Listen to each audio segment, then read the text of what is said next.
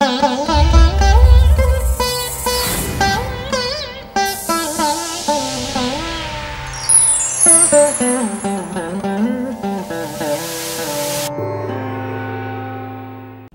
గురుచరణ కమలేభ్యో నమః. శ్రీవల్లభ స్పిరిచువల్ వేదికకు స్వాగతం. మనం ప్రారంభించుకున్న శ్రీ నిఖిలేశ్వరానంద గురు చరిత్రలో 4వ భాగం. ఇందులో ఎక్కడైనా గతంలో చెప్పినట్టుగా ఈ భాగంలో కానీ ఈ మొత్తం పరంపరలో కానీ నేను అని ఎక్కడ వచ్చినా అది పరమ పూజ్య గురుదేవులు స్వామి నిఖిలేశ్వరానందగా ప్రసిద్ధులైన డాక్టర్ నారాయణ దత్ శ్రీమాలి గారికి సంబంధించిన సంబోధనయే కానీ నాది కాదు. ఇది గుర్తుపెట్టుకోండి. ఇప్పుడు మనం ఈ 4వ భాగంలోకి ప్రవేశిద్దాం. దానికి ఆయన పెట్టిన పేరు అనుస్మృతి. ఇంటి నుంచి బయలుదేరినప్పుడు ఒక నిర్ణయం తీసుకున్నాను. ఉత్తరం ద్వారా కానీ వ్యక్తిగతంగా కానీ ఇంటితో ఎలాంటి సంబంధము పెట్టుకోకూడదని. ఇంటి విషయాలు ఆరోగ్య అనారోగ్యాల వంటివి ఏమైనా తెలిస్తే మనస్సు చెదిరిపోయి లక్ష్యసిద్ధికి దూరమవుతాననే భావనే దీనికి కారణం. అప్పటికి నేను ఇల్లు వదిలి వచ్చి 3 నెలలైపోయింది. నా అన్వేషణ ఫలిస్తుందనే సూచన కూడా తగలలేదు. మంచి ఉద్యోగం, భార్య, పిల్లలు, ఆదాయం అన్నీ వదులుకుని ఒక చేతి సంచిలో ధోవతుల జత లోటా తీసుకుని ఇల్లు వదిలి బయలుదేరింది ఎందుకు? మంత్రతంత్రాలు ఉన్నాయా? జ్యోతిషం నిజమా? అయితే ఫలితాలు తప్పుతాయెందుకు? మంత్రతంత్ర జ్యోతిష రంగాల నిగ్గు తేల్చుకోవాలి. అవి నిజమైతే తిరిగి వచ్చి వాటిని నిరూపించాలి. బూటకమైతే బూటకమని చెప్పాలి. ఇలా బయలుదేరి 3 నెలలైపోయింది. ఈ మధ్యకాలంలో కొంతమంది సాధువులు, సన్యాసులు కలిశారు. వారెవ్వరి దగ్గర నాకు తృప్తి కలగలేదు. ఇంత నిరాశలో ఉండగా గుజరాత్లోని ఒక అడవిలో స్వామి పూర్ణానందజీ కలిశారు. ఆయన దగ్గర వారం రోజులు ఉన్నాను.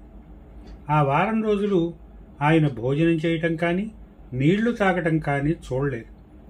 శరీరంపై కేవలం ఒక్క లంగోటి ధరించేవారు.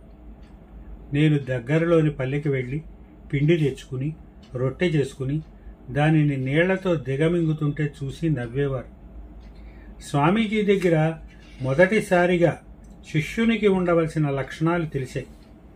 మొండితనం, అహంకారం, మోసం, కుతర్కాలకు పూర్తిగా వదిలివేసి గురువు పట్ల పూర్తి సమర్పణ భావంతో తమ వ్యక్తిగత ప్రాధాన్యాలను గురువు భావనలతో విలీనం చేసి పరిపూర్ణ నిశ్చల శ్రద్ధతో సేవిస్తే తప్ప శిష్యునికి గురువు అనుగ్రహం లభించదని ఆయన చెప్పేవారు.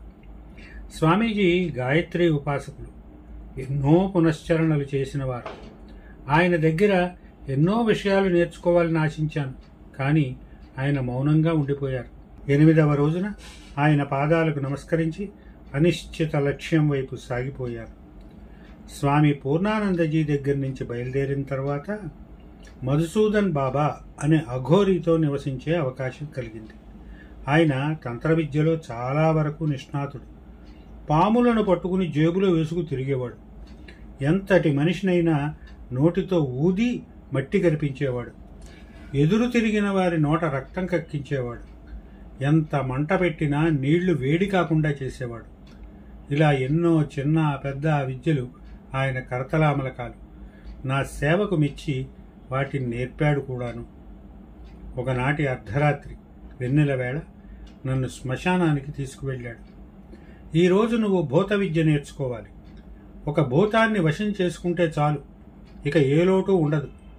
నువ్వు కోరుకున్నవన్నీ వాటంతట అవే లభిస్తాయి అన్నారు మధుసూదన్ బాబా. ఆ మాట నిజమే. అది నా కళ్ళతో చూశాను. బాబా ఎన్నడూ తన చేతులతో రొట్టెలు చేసుకోలేదు. ఆయన పర్ణశాల 2వ వాటాలో ఎవరూ ఉండేవారు కారు. గిన్నెలు, గోధుమ పిండి, నీళ్లు, పొయ్యి, పెనం వంటివి మాత్రమే ఉండేవి. సరిగ్గా భోజనాల వేళకు గంటన్నర ముందు ఆ వాటాలో నుండి రకరకాల ధ్వనులు వినవచ్చేవి. ఎవరో రొట్టెలు, కూర, ఇతర భోజ్య పదార్థాలు తయారు చేస్తున్న చప్పుడు, పరిమళాలు వ్యాపించేవి. ఒకసారి ఆయనతో కబుర్లు చెబుతూ కుతూహలం కొద్దీ ఆ 2వ భాగంలోకి వెళ్ళాను. అక్కడ ఎవరూ లేరు. కానీ ఏవో అదృశ్య హస్తాలు రొట్టెలు ఒత్తుతున్నాయి. ఆ రొట్టెలు పొయ్యిపైనున్న పెనంపై పడుతున్నాయి, కాలుతున్నాయి, తిరగబడుతున్నాయి. రెండు వైపులా కాలిన తర్వాత కిందనున్న పళ్ళెల్లో దొంతరులుగా పేర్చుకుంటున్నాయి. ఆశ్చర్యంతో నా కళ్ళు పెద్దవయ్యాయి. అలాంటి దృశ్యం చూడడం నాకు అదే మొదటిసారి. ఇది ఎలా సాధ్యం? అది నా భూత సేవకుడి పని అన్నారు మధుసూదన్ బాబా. ఆ రాత్రి నన్ను శ్మశానానికి తీసుకెళ్లి ఒకచోట కూర్చోబెట్టారు. తను కూడా కూర్చుని మా ఇద్దరి చుట్టూ కర్రతో వలయ రేఖగా ఒక రక్షాచక్రం గీశారు. ఆ రక్షాచక్రంలో కూర్చుని ఆయన ఏమి చేశారో తెలియదు. అది వెన్నెల రాత్రి. కొద్దిసేపటికి రక్షాచక్రం చుట్టూ విచిత్ర వేషాలతో, ఆభరణాలతో వివిధ వర్ణాల ప్రాణులు నృత్యం చేయసాగాయి. అయితే ఆ ప్రాణులు రక్షాచక్రం దాటి లోపలికి మాత్రం రావటం లేదు. ఆ ప్రాణులు ఖచ్చితంగా భూతాలే, భయంకరంగా ఉన్నాయి. నా కళ్ళను నేనే నమ్మలేకపోయాను. నిద్రపోతున్నానా, కలగంటున్నానా? ఇది వాస్తవమా? ఇది సాధ్యమా? నన్ను నేనే గిల్లుకుని చూసుకున్నాను. ఇది నిద్ర కాదు, కల కాదు, భ్రమ కాదు, వాస్తవం. నేను మెలకువగానే ఉన్నా.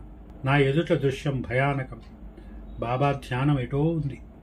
కొద్దిసేపటికి బాబా ఆ దృశ్యానికి తెరవేసి నన్ను తీసుకుని కుటీరానికి తిరిగి వచ్చారు. మరునాడు నేను ఆయన దగ్గర సెలవు తీసుకున్నాను. ఆయన కొద్ది వ్యవధిలోనే నాకు 36 సాధనలలో సిద్ధి కలిగించారు. నన్ను తన దగ్గరే ఉంచుకోవాలని ఎంతో ప్రయత్నించారు. కానీ నా లక్ష్యం వేరు, నా గమ్యం వేరు. నేను ముందుకు సాగిపోయాను. తరువాతి వీడియోలో మనం వాయవీ ముద్ర గురించి తెలుసుకుందాం. అప్పటి వరకు సెలవు. జై గురుదేవ్. స్వస్తి.